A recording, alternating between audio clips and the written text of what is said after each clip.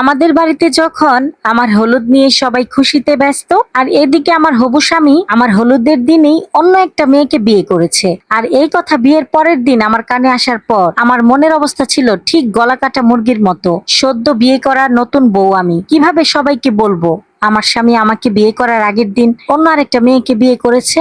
আর সেই কথা নির্লজ্জের মতো বাসর রাতে আমার স্বামী আমার কাছে অকপটে স্বীকার করলো সে নাকি আমাকে বিয়ে করেছে তার বাবা মার কথায় বাধ্য হয়ে। আমার প্রতি তার কোনো ফিলিংস নেই, তার ভালোবাসার মানুষই তার জীবনের সবকিছু। তাই তো সে আমাকে কবুল বলার আগে তার ভালোবাসার মানুষের সাথে কবুল বলে আসলো। 7 ভাইয়ের একমাত্র বোন হওয়াতে তাদের কাছে যে কোনো আবদার কখনো কোনোদিন অপূর্ণ রয়নি। এত বড় ভুল আমার ভাইয়েরা কিভাবে করলো? এমন একটা ছেলের কাছে আমাকে বিয়ে দিল যে ছেলের নাকি আমার প্রতি কোনো ভালোবাসাই নাই। নিজের উপর খুব রাগ হতে লাগলো।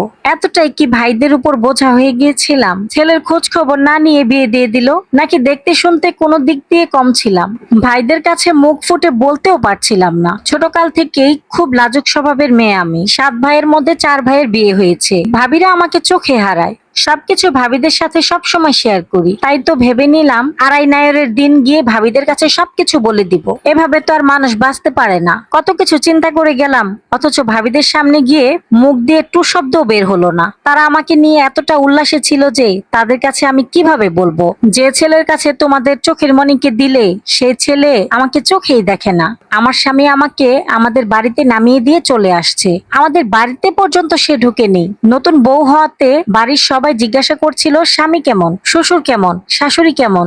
সবাইকে শুধু মাথা নেড়ে একটাই উত্তর দিচ্ছিলাম, ভালো। ভালো বলবোই না কেন?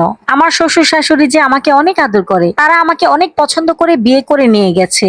যার সাথে সংসার করব বলে এতদিন কোনো ছেলের সাথে কোনোদিন সম্পর্কও করিনি যে আমার স্বামীর সাথে আমার ভালোবাসা হবে। অথচ সেই স্বামীও নাকি আরেকটা মেয়েকে ভালোবাসে। তখন ওই মেয়েটার সাথে অনেক হিংসা হতো আমার। না জানি মেয়েটা কতটা সুন্দর যে আমাকে রেখে আমার স্বামী ওই মেয়েটার প্রতি এত আকৃষ্ট।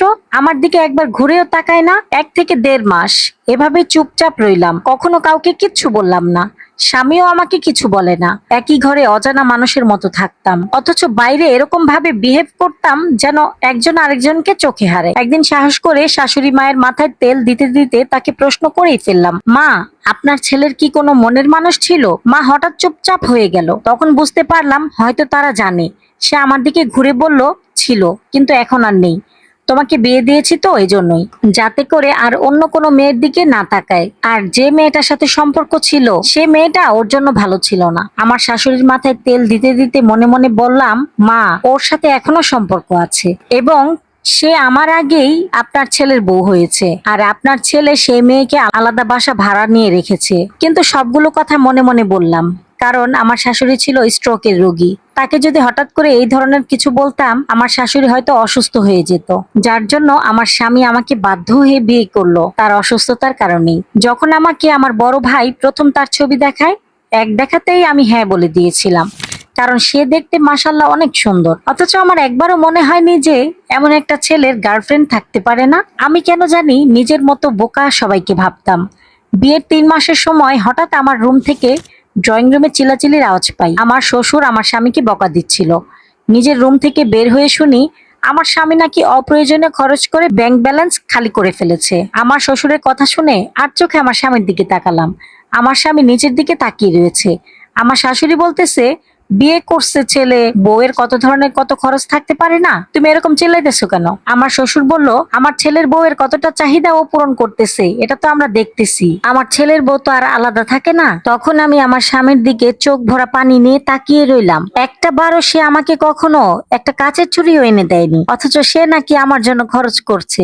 এমন কথাও আমাকে শুনতে হলো। তার দিকে তাকিয়ে আশায় ছিলাম সে বুঝি এইবার বলে দিবে যে ওর পিছে আমি 1 টাকাও খরচ করিনি। কিন্তু আমার স্বামী এতটাই স্বার্থপর যে সে কিছুই বলল না। তার বাবাকে এটাই ভাবাতে বাধ্য করলো যে সে টাকা পয়সা আমার পেছনেই খরচ করে। আল্লাহর রহমতে আমি 7 ভাইয়ের 1 বোন। আমার ব্যাংকে সবসময় টাকা থাকে। আমার ভাই সবসময় আমাকে টাকা পয়সা দিয়ে রাখে। নিজের খরচ নিজেই চালাতাম, কারো থেকে কখনোই টাকা নিতে হয়নি। সেদিন বুঝতে পারলাম মানুষ আসলে স্বার্থপর।